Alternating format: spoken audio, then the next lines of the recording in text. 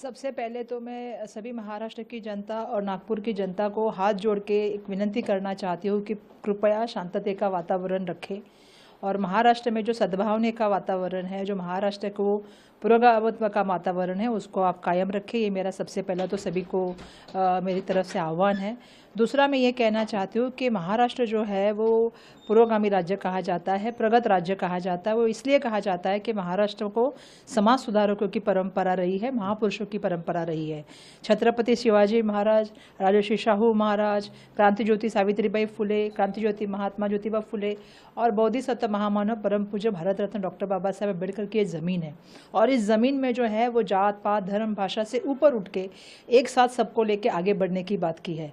छत्रपति शिवाजी महाराज की हम बात करते हैं तो कहते हैं उनको रहते का राजा, अखड़ा अखड़ा पड़त जाति को, सब जात धर्म को साथ में लेके चलने वाला राजा, जो लोगों के हित की बात करता है। अगर किसान का लोन है तो उसको माफ़ करने की बात करता है, महिला सम्मान की बात करता है, महिला के प्रति आप अगर गलत नज़र से देखोगे तो सवरंग की बात करता है, आपके हाथ पैर तोड़ने की बात करता है।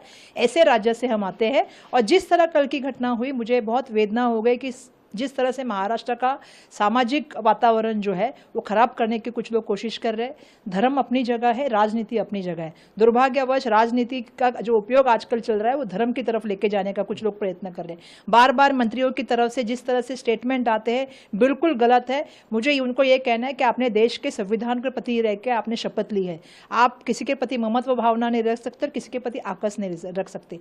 तो ऐसे समय में सभी से मेरा कहना है और मेरा माननीय मुख्यमंत्री महाराष्ट्र के देवेंद्र फडणवीस जी से कहना है कि ये जो परिस्थितियां हुई है नागपुर में हुई है, तो ये आपको सोचना होगा कि आप गृह मंत्री भी हैं। और जिस तरह से ये घटनाक्रम अगर आप देखोगे पिछले कई दिनों से हम लोग देख रहे हैं कि एक एक स्टेटमेंट आ रहा है, तो उसको आपको रोकना होगा। जो लोग ये समाज में धर्म में राजनीति लाने का कोशिश कर रहे हैं और बार बार बेताल वक्तव्य करते हैं, उनको रोकना होगा, उनके ऊपर कार्रवाई करनी पड़ेगी। ये भी मेरा उनसे आह्वान है। और महाराष्ट्र को जनता को मुझे कहना पड़ेगा कि आप छत्रपति शिवाजी महाराज, आप महात्मा ज्योतिबा फुले और राजर्षि शाहू महाराज और बाबा साहब के हम सब लोग अनुयायी हैं।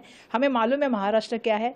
हमने यही सीखा है कि हर धर्म मानवता सिखाता है, हर धर्म भाईचारा सिखाता है, हर धर्म दूसरे धर्म का जो है सम्मान करना सिखाता है। तो मैं अपेक्षा करूंगी कि महाराष्ट्र जो है इस बात के लिए अभी आने वाले दिनों में लोग इसके बारे में सोचेंगे और शांतता का आह्वान मैं सबसे करना चाहूंगी। क्या महाराष्ट्र कांग्रेस पार्टी सीएम का रेजिग्नेशन डिमांड करेगी और क्या इसको लेकर आप लोग आगे भी बातचीत करेंगे? देखिए, मेरा तो कहना यह है कि सबसे पहली बात अभी सीएम ने करनी चाहिए कि जो ये बेताल वक्तव्य हो किसी की तरफ से नहीं आना चाहिए, उसके लिए पहला देखना चाहिए। जिस तरह से घटनाक्रम हुआ महाराष्ट्र का, अगर आप इतिहास देखोगे तो साथ में होली मनाते हैं लोग अलग अलग धर्म के। आज महाराष्ट्र में क्या हो रहा है, एक तरफ हिंदू मुस्लिम हो रहा है, दूसरी तरफ मराठा ओबीसी